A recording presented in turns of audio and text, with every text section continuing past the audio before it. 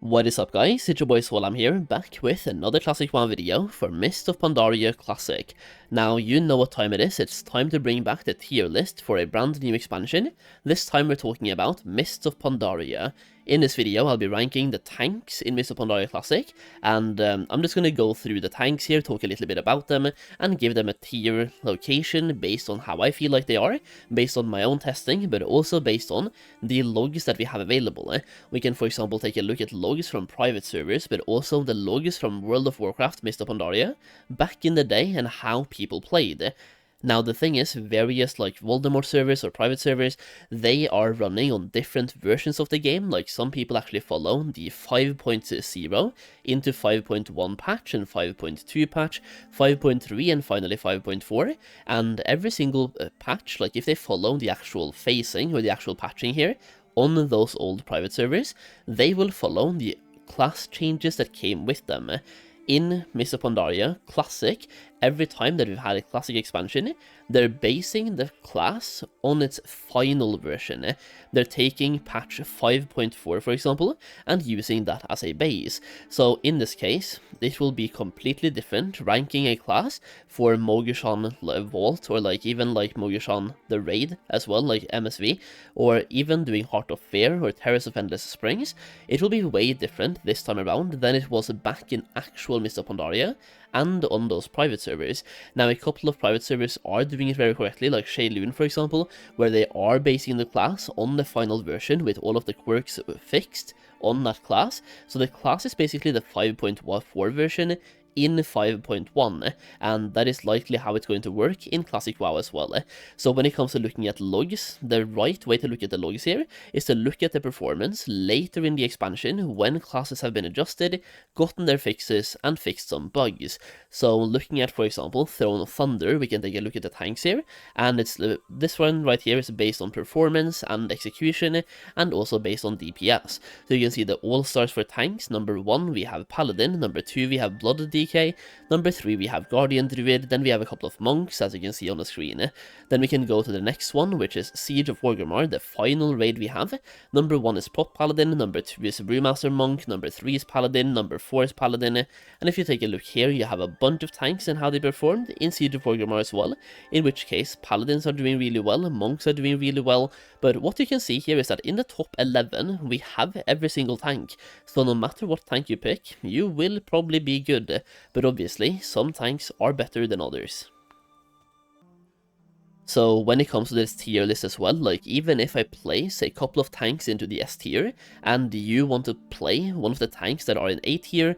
don't feel like the S tier tanks, like don't feel like you have to re-roll, you will very likely be fine. Once again in the top 11 we saw every single tank class, so chances are that no matter what tank you play, you will be fine. It is just that once again different tanks are better in different scenarios. You have AoE tanks, single target tanks, you have tanks that can sustain very good damage output where they do damage, so if your role as a tank is to deal damage, then the whole kind of tier list changes as well, because I'm just going to spoil it right now, like Prot Paladins for example, they are not going to be an S tier class or S tier tank here, but if it was based on damage, Paladins are very good at dealing damage, and the same thing goes for Prot Warriors.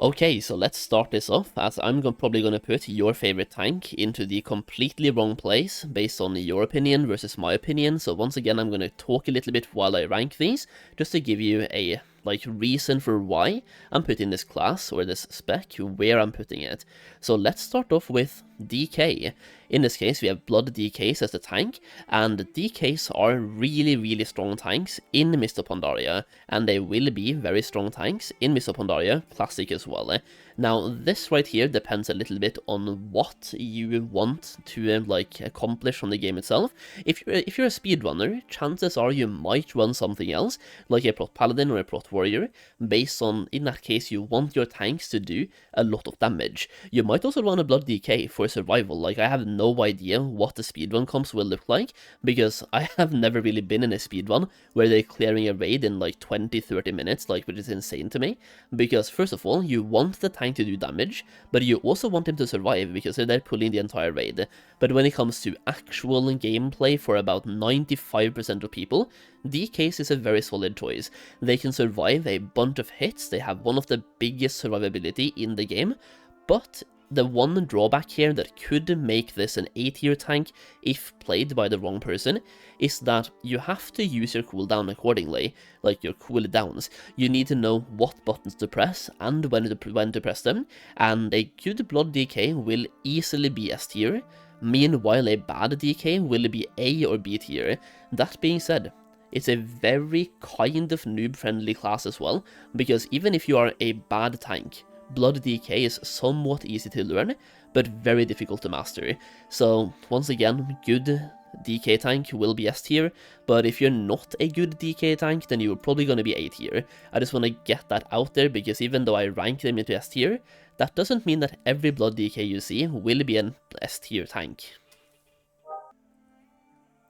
Now, I'm also going to try to listen to some feedback on my previous tier list here, because in the previous tier list, I usually rank a bunch of classes quite high, and I don't really spread my tiers out that much, and the reason why is that I personally think almost every class has something unique to bring to the table that makes them very good, but in this case I'm going to try to spread things out a little bit more, just to appease that audience, I guess, but also because, well, some tanks will be better than others, and I'm just going to talk about why I'm putting them into the tier that I'm putting them in. So after we have now ranked this class right here, the next class we're going to be ranking is the Monk class, and this is probably where a couple of you guys might disagree with me, which is completely fine. So I'm going to talk while I'm putting the tank here, but I'm going to put Monk tanks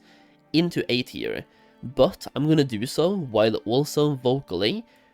saying that if played by the right person, Monk tanks are S tier above Blood DKs. Monk tanks is arguably one of the best tanks in the game, but requires a whole lot of knowledge. You need to know what buttons to press, when to press them, and you have way more things to press than a Blood DK, I feel like. There's way more buttons to press and you have way more things to think about, but it's also a huge toolkit. Like, if you master the Monk, you will be an insane tank. They are also very good for challenge mode dungeons, for example, because they can do a bunch of damage at the same time, so they survive a lot, plus they do damage, plus you can even speed yourself up through rolling and the momentum talent to give you a permanent speed increase, pretty much. Flying Serpent Kick as well. You also have, well, actually that's the Windwalker, right? But you also have a strong CC through paralysis when you're playing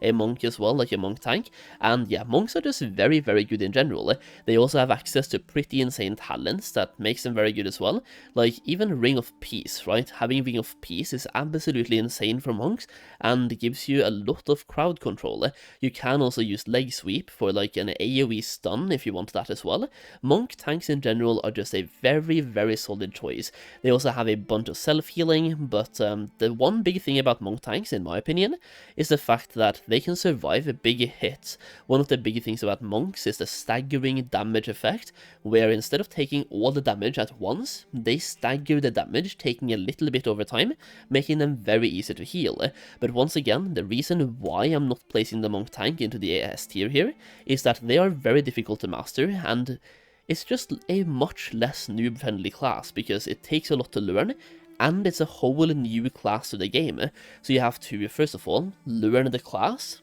then you have to learn your spec, and then you have to get comfortable pulling as your spec as well, and taking on a very, very important role as a tank. So the main reason why I'm placing the DK over the Monk here is that it's a very sustainable class, and it's much more friendly to 95% of the player base, to where they can learn the class even though they probably won't master the class. Meanwhile, Monks have the potential to be better in most scenarios, by the way, like both single target, AoE, raids, dungeons, challenge modes. They have the potential to be better, but for a lot of people it's a very difficult class to play, and it doesn't just have a high skill ceiling, because the thing about DKs for me is that they have a pretty low skill floor, but a very high skill ceiling, which means it's pretty easy to be a okay DK tank. But for monks, I feel like even the skill ceiling is high, but even the skill floor is high as well, which is why I'm placing the monk here. Could be rage bait, but hey, let me know what you think in the comments. Next up then, I'm going to put 2 tanks into the same tier at the same time and talk about why they are being put there. So we're going to go for the Prot Warrior and the Prot Paladin, both into B tier. Now, which one should be at the front here really depends on what you are looking for, because in my experience, based on I've been playing, plus looking at the logs, and playing Mists of Pandaria back in the day as well, Prot Warriors brings more damage to the table, which also helps them like have more threat, and also tank damage is quite important due to the vengeance mechanic they're getting access to, but also, well, not just access to, but like it's being better this time, so tank damage is quite important, but paladin tanks have much better survival, especially in my opinion, plus they have a bunch more cooldowns that can be very helpful to the raid, like blessing of,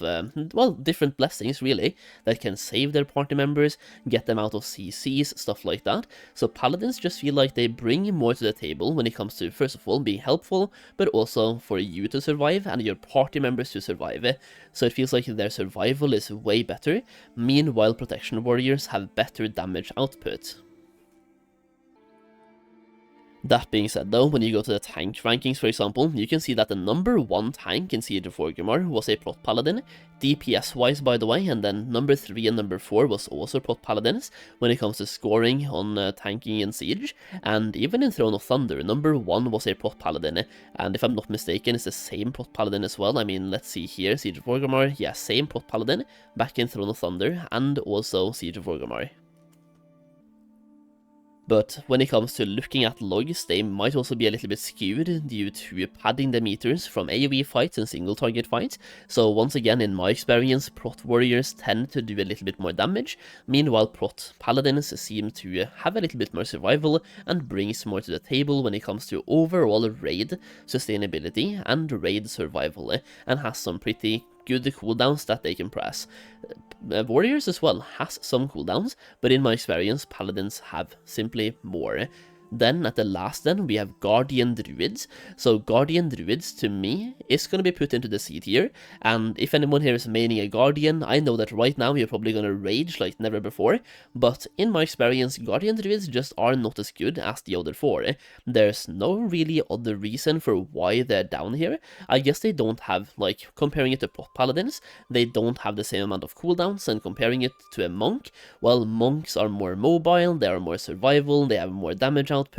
It feels just like they are subpar in pretty much every single aspect of tanking, but that being said, once again, going back to the tank logs here, not this one, but here, like, we don't have to scroll that far down to start finding Guardians. This right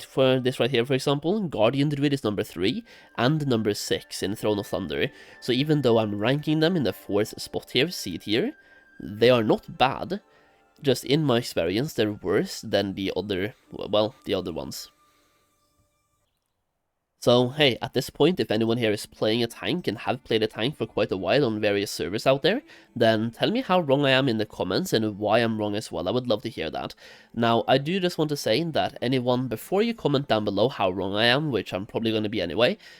I would want to say that on many private servers out there, the patches are completely different to how they will be in Classic. Once again, many private servers rolled out 5.0 and 5.1, so actual patches, the way they were back in the day. In Classic, things will work differently, based on the fact that we are running on the technically last patch, as we're running on patch 5.4, but getting it phased out. We have phase 1, phase 2, phase 3, but we are working on the last stage of the class you play, the way the class was in 5.4. So chances are that even, like, let's just say Guardian Druids was technically best in slot in 5.1 back in the day,